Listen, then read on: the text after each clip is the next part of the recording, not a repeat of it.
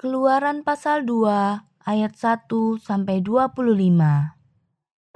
Musa lahir dan diselamatkan. Seorang laki-laki dari keluarga Lewi kawin dengan seorang perempuan Lewi. Lalu mengandunglah ia dan melahirkan seorang anak laki-laki. Ketika dilihatnya bahwa anak itu cantik, disembunyikannya 3 bulan lamanya. Tetapi ia tidak dapat menyembunyikannya lebih lama lagi. Sebab itu diambilnya sebuah peti pandan, dipakalnya dengan gala-gala dan ter, diletakkannya bayi itu di dalamnya, dan ditaruhnya peti itu di tengah-tengah teberau di tepi sungai Nil. Kakaknya perempuan berdiri di tempat yang agak jauh untuk melihat apakah yang akan terjadi dengan dia. Maka datanglah putri Fir'aun untuk mandi di sungai Nil, sedang dayang-dayangnya berjalan-jalan di tepi sungai Nil. Lalu terlihatlah olehnya peti yang di tengah-tengah teberau itu. Maka disuruhnya hambanya perempuan untuk mengambilnya. Ketika dibukanya, dilihatnya bayi itu, dan tampaklah anak itu menangis, sehingga belas kasihanlah ia kepadanya dan berkata, "Tentulah ini bayi orang Ibrani." Lalu bertanyalah kakak anak itu kepada putri Fir'aun, "Akan kupanggilkah bagi tuan putri seorang inang penyusu dari perempuan Ibrani untuk menyusukan bayi itu bagi tuan putri?" Sahut putri Fir'aun kepadanya, "Baiklah." Lalu pergilah gadis itu memanggil ibu bayi itu. Maka berkatalah putri Fir'aun kepada ibu itu, "Bawalah bayi ini dan susukanlah dia bagiku, maka aku akan memberi upah kepadamu." Kemudian perempuan itu mengambil bayi itu dan menyusuinya. Ketika anak itu telah besar, dibawanyalah kepada putri Fir'aun, yang mengangkatnya menjadi anaknya dan menamainya Musa, sebab katanya, "Karena aku telah menariknya dari air." Musa membela bangsanya. Ia lari ke tanah Midian. Pada waktu itu, ketika Musa telah dewasa, ia keluar mendapatkan saudara-saudaranya untuk melihat kerja paksa mereka.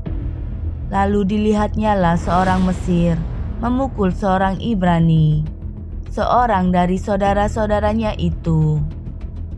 Ia menoleh ke sana sini, dan ketika dilihatnya tidak ada orang, dibunuhnya orang Mesir itu, dan disembunyikannya mayatnya dalam pasir.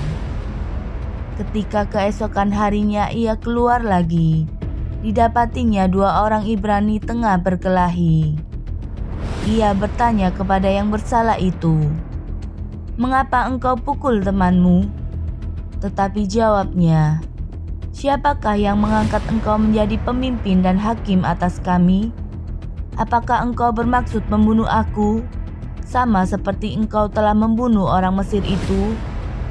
Musa menjadi takut, sebab pikirnya, tentulah perkara itu telah ketahuan. Ketika Fir'aun mendengar tentang perkara itu, dicarinya ikhtiar untuk membunuh Musa.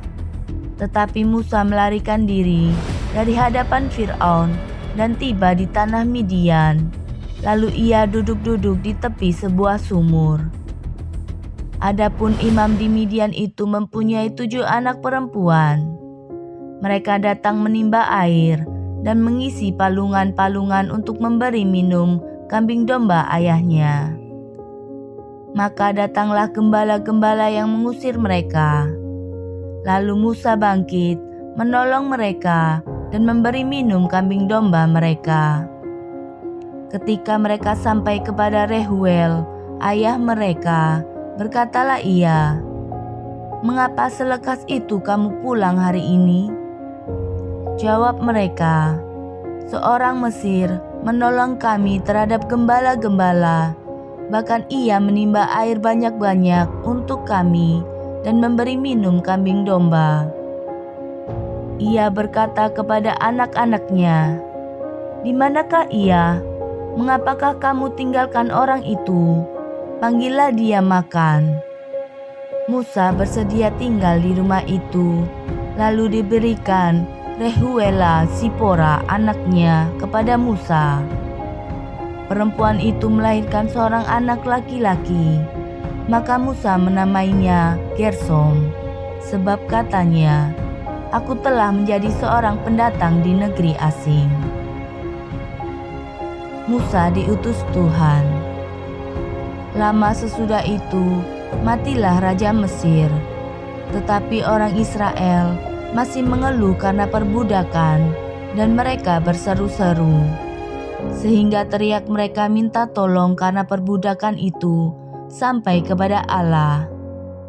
Allah mendengar mereka mengerang, lalu ia mengingat kepada perjanjiannya dengan Abraham, Ishak dan Yakub. Maka Allah melihat orang Israel itu, dan Allah memperhatikan mereka.